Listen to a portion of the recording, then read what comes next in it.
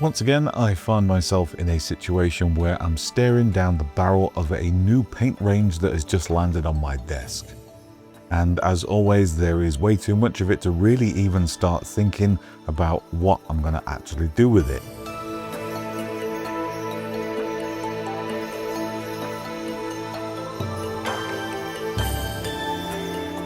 But like with all paint ranges, there's a short bullet point list of things it does best or better than another paint range, which would be all well and good, save for one small detail. I know absolutely nothing about P3 paints.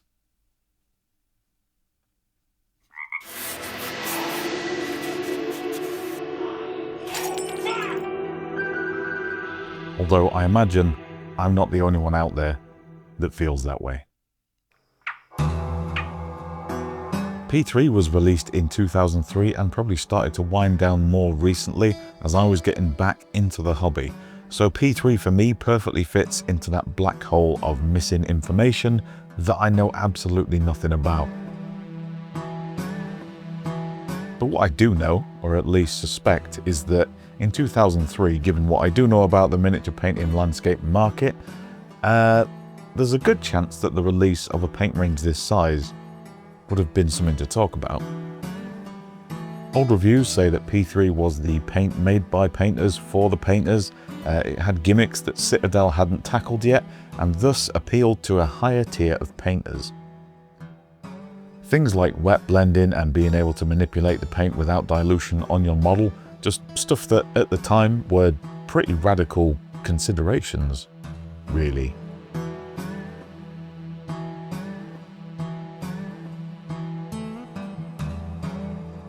Considering at the time, Games Workshop were telling people to prime with black paint and then base coat with white over the top in those Lord of the Rings magazines, yeah,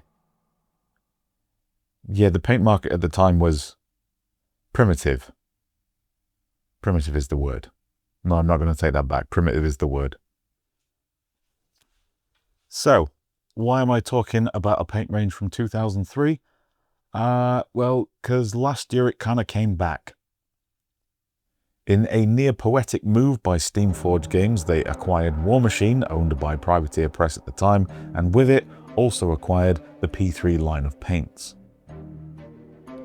Yeah, so the first wave of P3 paints, these ones here, can you actually fucking see that? No, we're on the 65. So yeah, the first wave of P3 paints that you can see in my hands here were crowdfunded last year by Steamforged Games. And they're not so much like a legacy collection, but they're a reboot of that original paint line from 2003, and I think the evolutions of it that came in subsequent years. Yeah, not so much legacy, but people who have P3 or used P3, you'll be familiar with what these are. And from what I'm told, one of the specific things about these paints is their capacity for blending, not just diluted, but also neat blending on a model. And I think, from what I'm told, they've tried to replicate that with these paints. I say try to replicate that, I mean, they've got the recipe, haven't they? They bought it. Yeah. So wave one is kind of like preserving history. This is the base set that you could always have access to, but improved. And wave two is all new stuff. Wave one, the ode to Privateer Press. Wave two is the new way forward, all Steamforged.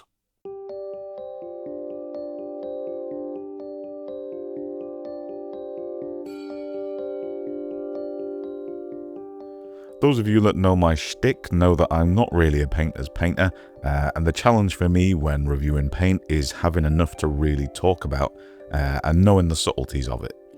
My approach to most things in this hobby, be it paints, brushes, 3D printers, spray primers, is does it work, and if not, how difficult does it make my life? So before I move on to tackle our centerpiece model, I'm taking the time to understand how this on-model wet blending thing works and the paint in general. And with arguably the hardest thing, with the smallest armor panels that I could find in Mantic's Master Chief model for Halo Flashpoint. And yeah, you know what? I'm glad I did this because for the first hour this paint felt really alien to me. And all those little subtleties I mentioned were new and weird. But after another hour, I got the gist of how to dilute it, how to work it, and what kind of opacity to go for, and the various other intangibles.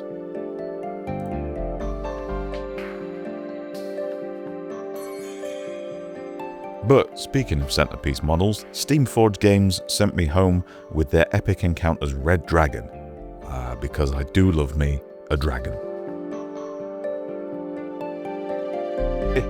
So as you might have guessed, this video is brought to you in collaboration with Steamforged Games, and as such I'm going to take a second to veer into a tangent, well not really a tangent, and talk about these Wave 2 P3 paints that I have been using and how you can get yourself some.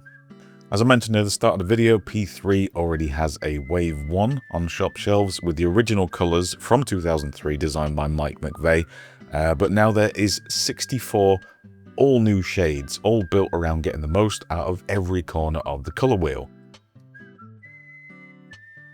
Along with this, there's also the groundbreaking Pure Metal Metallics, which I will be showing in use toward the end of the video. I've had the science of these things explained to me, and I'm pretty sure I can't explain it here back to you, but they are far the brightest and the most shiniest metallics you can find in an acrylic medium. And speaking of mediums, there is also a P3 thinning medium, I assume designed exactly for the P3 paint line. To top this off, there's also going to be some P3 shadow spray paints, which I know nothing about, so after this video is done, I'm going to do exactly what you should do and check the link in the description and pinned comment to follow this upcoming Gamefound campaign to see what secrets gets unveiled as targets get hit. That campaign should be going live on the 15th of July, but head over and click the notify updates business thing to stay notified and updated and in business. As with all my sponsored content, guys, I make sure my opinion is my own, so if you have any questions about my experience with these P3 paints that I didn't get into in the video, please feel free to ask me in the comments section down below. Cool, back to the video.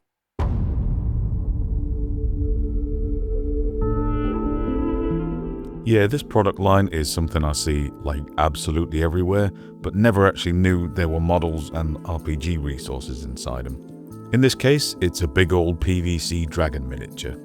Yeah, PVC has come a hell of a long way in recent years, and it appears more and more in the tabletop hobby sphere.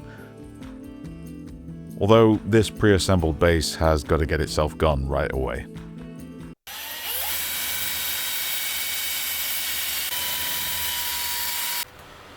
Nearly.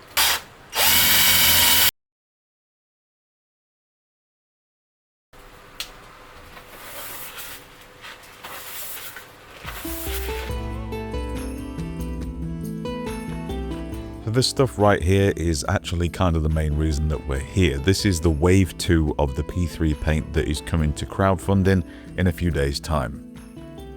I've been sent a limited selection of Wave 2 all themed around this red dragon. I'm going to see how it base coats, I'm going to see how it dry brushes, I'm going to see how it airbrushes, I'm going to see how it mixes and how it blends and highlights. Obviously all this stuff is in temporary packaging and bottles as it's in the pre-production stages at the minute, but I was very specific about having paint bottles to show on camera, so we agreed that I could show them, just with some details scrubbed out. But the new stuff, as far as I know, is all going to be in dropper bottles and probably won't have that info scrubbed out with a marker pen. And yeah, so far so good on these guys. I usually add some watered down alcohol into the airbrush, then dollop a few spoonfuls of any paint in there, and then mix it with an old brush.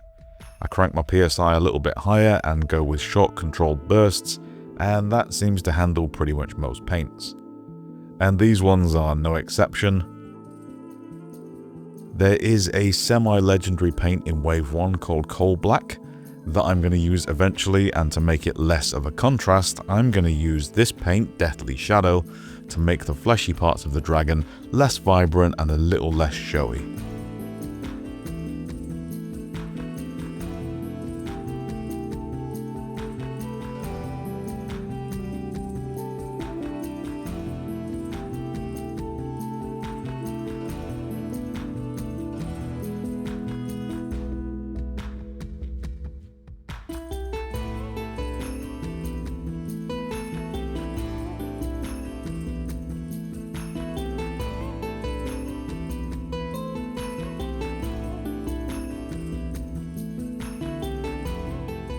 Speaking of coal black, here it is.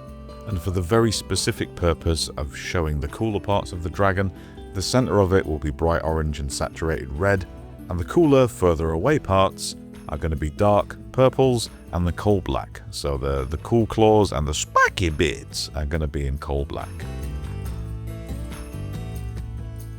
Speaking of orange, I'm not going to shoot on this too much because if you've tried dry brushing any kind of orange, and I mean absolutely any kind of orange, you don't really get what you want or expect.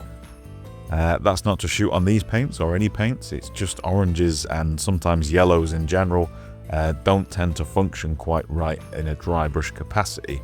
However, when an orange starts to lean into the creamy territory, then it gets more dry brush friendly. I'm not sure why. Either find a paint that's already like that or mix in a little bit of cream and bone white. I think in this case I mixed a pale yellow and this hot orange together to get the colour I wanted.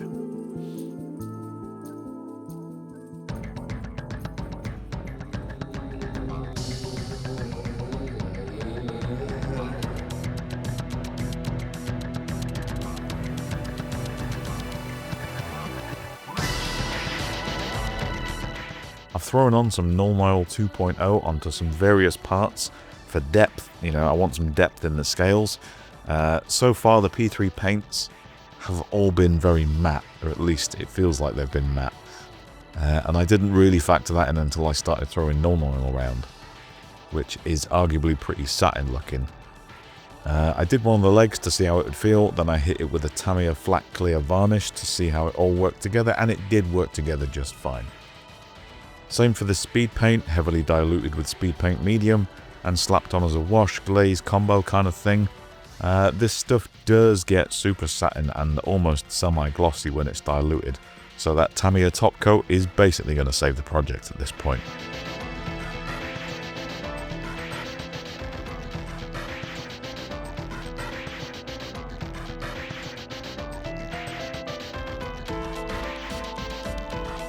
Back again with that cold yellow and bright orange mix. This time as a highlight to reinforce the slightly chalky and now muted dry brushing. I'll accent the highest areas with it and then go in to do some scratches and battle damage on the carapace.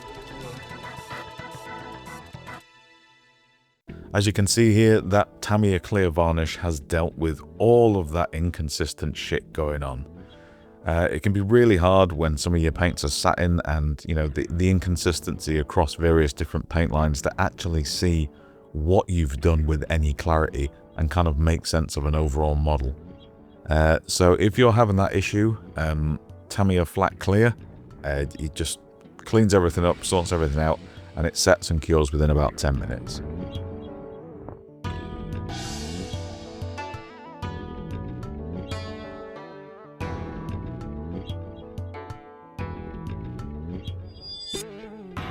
Okay, so this stuff here is kind of like the main event match. I was shown a preview of this, sneaky at UK Games Expo, and wanted to try it ever since. This paint is kind of how we actually ended up here from that conversation. Now we do have all kinds of funky metallic paint out there, sure, but I haven't seen something that has this kind of finish carried in an acrylic medium. Yeah, I've got paints that do this that are resin based, I've got wax based ones, and I've got oil based ones, and I've got alcohol based ones, but this is an acrylic based medium. But what's important is that this can be thinned down and diluted with water. It retains its opacity well and doesn't annihilate your brushes. Is this going to be something that I use all the time? Probably not. But I will keep it on my workbench when I need a moment to bring out on a miniature that really needs to stand out and pop and do that job without any highlighting or further work. That kind of utility is very important to me as someone who likes to get close to finished result in as short a time as possible. This stuff has already earned a permanent place on my bench for quick use.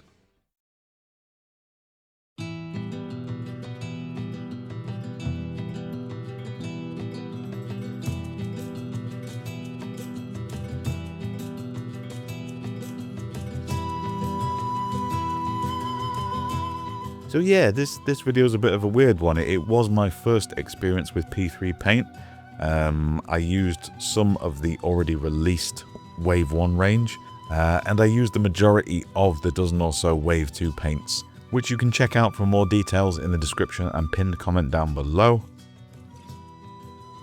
They were pretty much all the reds, purples and oranges that I used, and I had a brilliant time with those.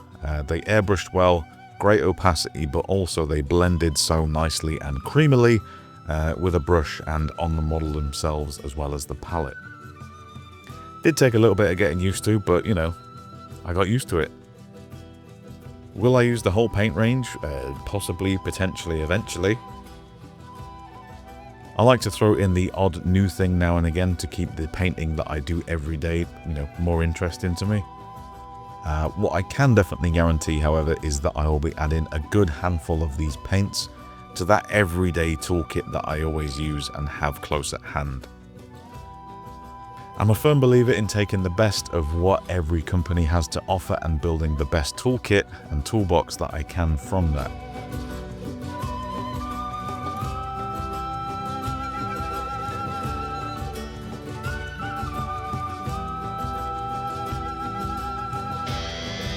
Thank you to Steamforged for getting involved big time in this video, and thank you to my wonderful Patreon community for being their usual legendary selves.